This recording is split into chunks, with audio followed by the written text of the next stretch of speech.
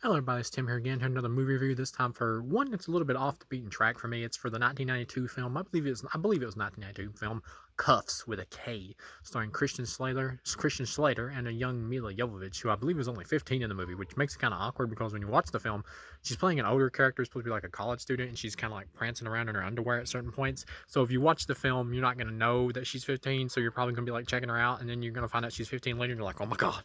So you've been warned, I have warned you. But yeah, if you want to see her naked, just watch any of the Resident Evil films or Fifth Element. She's naked in all those, and she was dating the guys at the time, or married in her case to the dude who did the Resident Evil films when she was naked in those films. Of course, she was dating Luke Besson when she was naked in Fifth Element. But anyway, or married to him, I can't even remember. But anyway, as far as Cuffs goes, this is actually my first time watching this. It's kind of a cult film. It did well in theaters when it came out, but it's kind of pretty much been kind of forgotten about. It's kind of got a cult audience though who really enjoy it. As far as I feel about the movie, I liked it. I didn't love it, but I liked it. I'd give it a solid 3 out of 4. Christian Slater does a good job here in the movie. He does a really good job at points, even a great job at every now and then at certain points. Problem with this film right off the bat is it has tonal issues. The tonal issues in the film obviously are that Christian Slater plays this guy who's kind of like a slacker. He's supposed to be like 21 years old. He didn't graduate high school or whatever, and he dropped out, and he's just kind of a slacker. He wants to run off on his pregnant girlfriend, who's played by Mila Jovovich. He doesn't want to take responsibility for it because he doesn't really know what he wants to do in life and all that. He just wants to kind of get a bunch of money and retire to a foreign country, and not be tied down or anything. And his older brother is a cop, and he pretty much, you find out that his brother took care of him, and he always loans him money and stuff like that. So pretty much the older brother's like carrying him and through life and everything.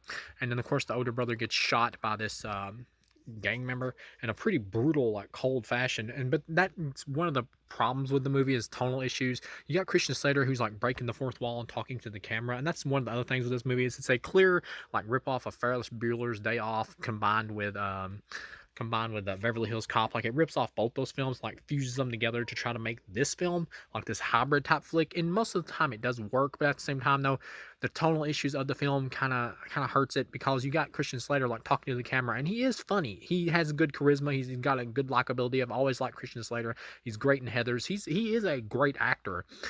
It's a shame that he doesn't really get to do much now. Like the last thing he was really on that was of notoriety was like the Mr. Robot show with Rami Malek. He's a great actor. He deserves like more big time roles and big projects, but sadly, I guess he just phased out of it. Or sometimes in Hollywood, people's stars just dry up. But he deserves way more roles. He's got a lot of good action films like Broken Arrow and Hard Rain.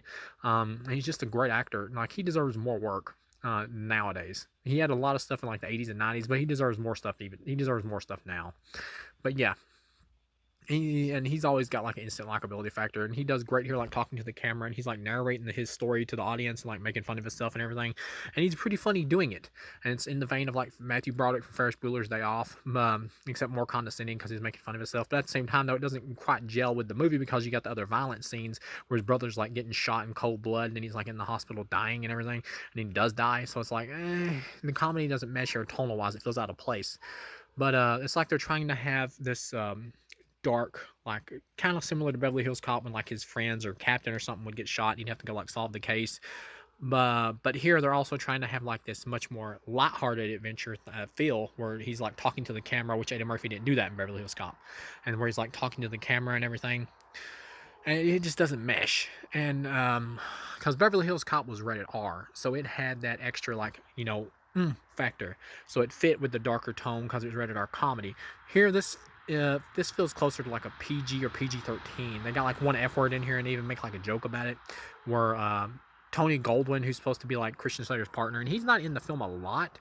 He's in the film for like one comedic scene where Christian Slater like spikes his coffee and tries to put him to sleep because Tony Goldwyn's supposed to be like watching him or whatever, keeping an eye on him when he decides to become a cop, and because they know that he's gonna like try to avenge his brother or whatever and try to get he might screw up and get everybody into trouble, but he like spikes his drink with some sleeping pills and puts Tony Goldwyn to sleep or whatever, and you get kind of this one scene where Tony Goldwyn's like acting like real crazy, like he's falling over and everything. It's a little bit overdone. But 90% of the comedy in this film flows pretty well, especially by Christian Slater. He does a good job with it. And Tony Goldwyn does do a good job in this film acting wise, but at the same time, he's not really in the movie that much. He shows back up during the climax to like help out Cuffs, Christian Slater's character, which is pretty cool. And of course, by the end, he's gonna get back together with Mila Jovovich and raise his child because she's pregnant in the movie by him, and he does by the end of the movie. He finds his place in life to be a cop, and he's chasing after the dude who's like who murdered his brother. He's like going after him or whatever, trying to find evidence on him so he can get him arrested. And that doesn't really fit like the harder edge thing that they set up with him like shooting him down or whatever. With the harder edge like that of him like shooting down his brother, you would expect him to like go after him and there'd be like more action scenes and stuff like that. But no, it's more focused on the comedy. This film would have been better if it would have just been like a lighthearted movie about this like private detective or something played by Christian Slater as the Cuffs character. Like you didn't need this like dead brother plot. You really didn't. Or if you wanted to have a brother in it, you should have just made it like Tony Goldwyn and just had him like teamed up. That would have fit better with the overall like complete tone they're going for this, which is extremely lighthearted. Um, and also the theme in this movie, the musical score is like a clear rip off of Beverly Hills Cop. This movie is really trying hard to imitate the Beverly Hills Cop movies. But after you get over that, it is a good score that is fine. And and you get the action scene where the dude like breaks into Christian Slater's apartment, which you know is going to happen. It's the guy that killed his brother. It would have been better if you were going to focus on the killed brother plot. If it would have just been like the gang, him like versus a gang or whatever. But you also find out this art dealer or whatever like had it done because he wants to like mess around with illegal paintings and like trade and sell them and stuff or whatever. And he didn't want his brother in the way and all that. He wanted to take over his district, which he like protects and all that. And if you heard dogs barking in the background, I'm sorry. Once again, I'm outside. But he so that's why he had his brother killed. And Christian Slater gets in like a gun shootout with the dude or whatever who killed his brother, and it's played up for laughs or whatever. But you would expect it to be maybe a little bit more hardcore because he is the guy that killed his brother. But Christian Slater manages to take him down and shoot him. And of course, the joke is that the bad guy, the gang leader dude, always wears bad shirts. And in the movie, before he gets killed, he's wearing a shirt that has his face on it, which is pretty funny. His own face on it. And Christian Slater like ends up shooting his own face like through the head, through his chest. It's just pretty funny on the shirt.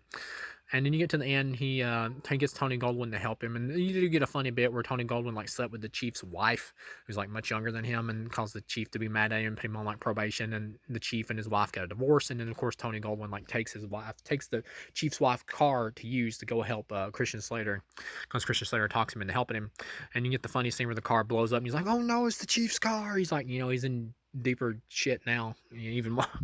Even more than he was. Yeah, so he's going to be in it even more. So that was pretty funny. You get to the end, though, and Christian Slater takes out, like, the art dealer dude or whatever pretty quick. He's supposed to be kind of like the main villain, so it's kind of like take out of the main villain. But then you get to the end, he's like narrating to the audience or whatever with his baby, his daughter, which is pretty cute. And he's like talking about how he married Mila Jovovich and everything. He finally decided to settle down. He graduated high school or whatever by taking his high school equivalency tests so he can stay on the force because you have to have a high school diploma.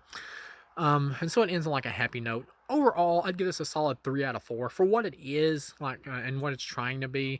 It's not, it doesn't, the grittiness of it that it tries to have in it doesn't totally fit the movie and kind of feels out of place. But the comedy in it is well done, and Christian Slater is really likable in the lead. Overall, it's just a charming movie. It's easily a solid 3 out of 4. It's not Christian Slater's best movie. This has nothing on Heathers, but it is a good one. Overall, a solid 3 out of 4. Thank you for watching, and I'll see you again.